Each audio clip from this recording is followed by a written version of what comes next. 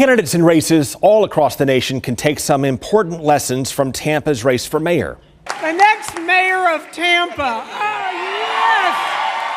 Jane Castor won by reveling in the details of government, accepting invitations to forums her opponent declined, focusing on issues that voters care about like transportation, and spelling out her policies and plans. Meanwhile, her opponent David Straz focused his strategy on running negative ads, and he admitted that he did not have a plan for much of anything. Do you have a plan in place already, or will you formulate one if and when elected? No, I don't have a plan in place, and I don't have a plan in place really for much of anything. In short, that's how you can outspend your opponent by millions in a local race and still lose by 50 points. In an interesting footnote here, Straz said that he voted for President Donald Trump, then turned against him because he said he did not like the president's negative tone.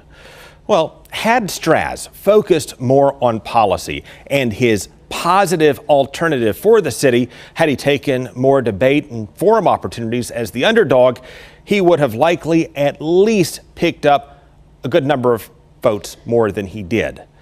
Lessons for other candidates here. 1, go to as many public events as you can. 2, debates matter, and the more the better, certainly if you're the underdog. And 3, if you claim there is a problem with something, be prepared to explain how you plan to fix it. Voters are listening. There are cabals that are working here and there, and a good old boys network for sure, and that has got to be stopped. How do you know, and how do you fix it? I don't know how you fix it. 4, do not expect to win by running attacks like President Donald Trump, because you're not the president, and that is not how he won. Trump did not just win by attacking Hillary Clinton. He won by, lesson 1 here, taking opportunities in key swing states his opponent mostly ignored, and keying into issues like trade manufacturing that those voters cared about. And even if you disagree with my assertion and think that Trump did win mostly through going negative, times and moods can change quickly with voters.